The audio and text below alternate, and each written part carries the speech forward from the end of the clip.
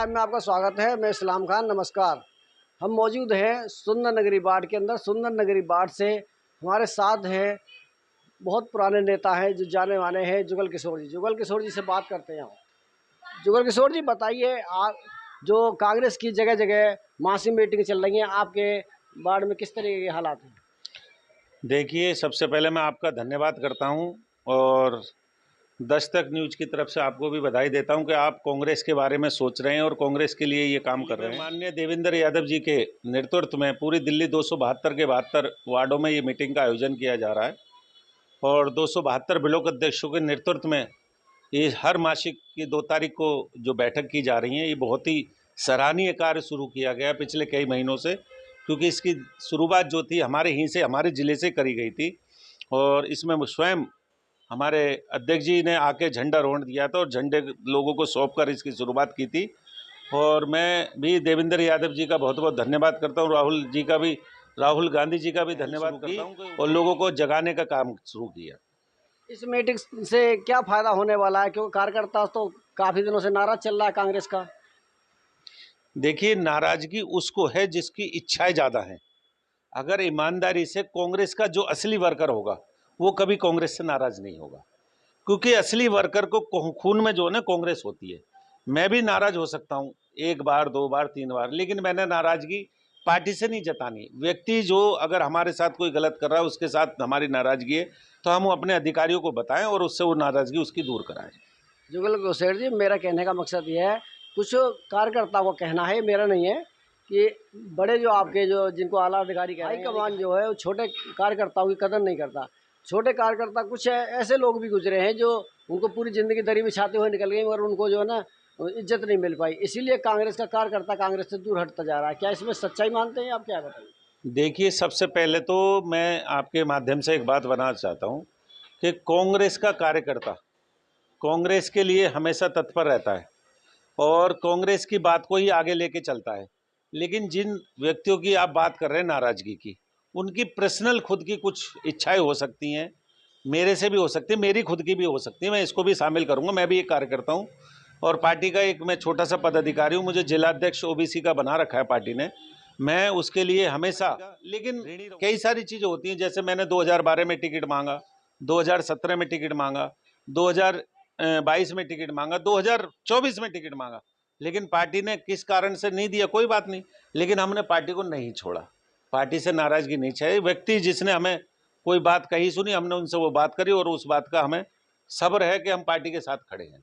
आपका कहने का मकसद ये है कि जैसे आपने 3 बार टिकट मांगा, इसी तरीके से अगर दूसरे लोग टिकट मांगते हैं, टिकट नहीं मिलता है तो वो कांग्रेस छोड़ के चले जाते हैं? बिल्कुल 100% चले जाते हैं लोग। उसी बात से तो नाराज होते हैं जिनकी इच्छाएं उपेक्षा ज़्यादा होंगी। वो जो लोग ज़्यादा स्वार्थी हैं उन्हीं की ज़्यादा जिज्ञासाएं जो है। जैसे आपने देखा होगा, सरकार जब तक रही कांग्रेस की, कितने लोगों ने कांग्रेस छोड़ी, आप बताइए। हम तो जब मानते हैं असली कांग्रेस ही है कि भाई मेरी नाराजगी इनसे, केंद्र में सत्ता और मैंने छोड़ के चले गए। हम तो उसी बात को कहना चाहते हैं कि जो अग्नि परीक्षा होती है वो हमेशा विपक्ष में होती है। आदमी को दुख में देखा जाता है, सुख में नहीं देखा जाता। आज मैं गारंटी से कह रहा हूं, अगर कल को कांग्रेस आ जाती है तो जितने नाराजगी आपसे जता रहे हैं, अब कांग्रेस परिवार से जता रहे हैं, वो सारे कांग्रेस के अंदर खड़े मिलेंगे आपको। आप जनता से क्या उम्मीद करते हैं? विधानसभा के अंदर कांग्रेस अपना खाता भी नहीं खोल पाई है, तो आप आने वाले नगर निगम चुनाव में क्या उम्मीद करेंगे? देखिए, कांग्रेस ने बेशक खाता नहीं खोला, लेकिन कांग्रेस ने इतना वोट प्रतिशत बढ़ाया है अपना। जो हमारा 4% वोट था, आज वो 12 से 14% पे आ चुका है और आने वाले 2027 के चुनाव में हम निगम में अपनी सरकार बनाने जा रहे हैं, क्योंकि केजरीवाल जी की जो कथनी और करनी में फर्क था वो लोगों ने देख लिया। चाहता और मैं जनता के 117 काउंसलर होते हुए उन्होंने दिल्ली एमसीडी को उन्होंने बीजेपी के हवाले कर दिया। उन्होंने ऐसे हथियार डाले जिसका परिणाम आज दिल्ली को भुगतना पड़ रहा है। हर जगह से बुलडोजर का जो चलने का सिला दिख रहा है, लोगों को आज रोजी रोटी के लिए मुयस्सर होना पड़ रहा है। एक बात बताइए, दिल्ली देश के अंदर रोजगार नहीं है, व्यापार नहीं है, तो एक गरीब आदमी क्या खरीदेगा, क्या बेचेगा और क्या खाएगा? अपना पालन पोषण करने के लिए रेडी पटरी अगर वो मजदूरी करके कमाने का काम कर रहे हैं भाजपा वाले। और इसमें सबसे बड़ा हाथ और सहयोग रहा है आम आदमी के पार्टी के मुख्य संरक्षक जो है केजरीवाल जी का। उन्होंने इस दिल्ली को डुबाने में सबसे बड़ा अहम रोल निभाया इस टाइम। आपने बताया कि जो उजाड़ने का काम कर रहे हैं, बिल्डोजर चला रहे हैं, मगर रेखा गुप्ता जी ने, यानी जो मुख्यमंत्री हैं दिल्ली के, उन्होंने साफ कर दिया है कि कोई भी झुग्गी तोड़ी नहीं जाएगी, झुग्गी तोड़ी जाएगी तो उसको पहले, उससे पहले उसको मकान दिया जाएगा।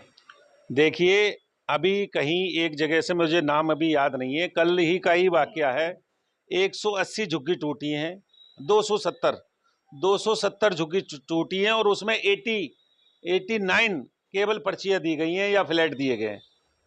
और बाकी की, अभी कल ही मैं न्यूज़ सुन रहा था, वो रो रो के अपना, उनका बुरा हाल था, वो कह रहे जी बाकी के हम 200 परिवार किसके घर जाएंगे। अब आप एक बात बताइए कि अगर एक रोटी है उसको खाने वाले 4 हैं, तो किसका पेट भरोगे आप? जब तक पूरी तरह से सुनिश्चित नहीं किया जाता, सर्वे कराइए आप, अगर आपको जगह कहीं की मुहैया करानी है। पहली बात तो कहना नहीं चाहिए, मुझे ये माननी चाहिए कि उन्होंने 2019 के चुनाव में, 2024 के चुनाव में नारा दिया था, जहां झुग्गी वहीं मकान। तो क्या आज भाजपा वाले अपने नारा भूल चुके हैं? ये चीजें भाजपा को याद होनी चाहिए, और भाजपा के लिए खुद उनके उसमें लिखा हुआ है पत्र में, घोषणा पत्र, उन्होंने कहा, मैडम ने 2500 रुपए की घोषणा करी, आज बताइए क्या हाल है, कौन से 2500 रुपए मिल गए? तब की मोदी जी की खुद की स्पीच थी, 8 मार्च, आप निकाल लीजिए अपने चैनल से, गूगल से निकाल लीजिए, 8 मार्च को उन्होंने कहा था कि सभी बहनों के खाते में। आज रेखा गुप्ता मैडम कह रही हैं कि जिसके घर स्कूटर है, जिसके घर मोटर पानी की है, जिसके घर एलईडी टीवी लगा हुआ है, वो उस दायरे में नहीं आएगा। तो देंगे कि आप किसको? उनसे वोट लेते समय तो आपने ये बातें पूछी नहीं थी, तो शायद वो आपको वोट भी नहीं देते कि भाई मेरे घर में आज टीवी भी है। अगर आप इन चीजों से, कौन से गरीबी, मेरे पैमाने समझ में नहीं आ रहे, गरीब कौन सा पैमाना मानते हैं बीजेपी वाले? इसका मतलब तो जो रोड पे रहेगा, जिसका घर नहीं होगा, आप किसको देना चाहते हो? ये तो किसी को नहीं दे पाएंगे इस तरह से। तो ये जो रोड पे जो हमारे बेघर लोग हैं, सिर्फ उन्हीं तक ये सुविधा पहुंचेगी। अगर पहुंची तो उनके पास आधार नहीं होगा, उनके पास बिजली का बिल नहीं होगा, तो ये भी खत्म हो जाएगी।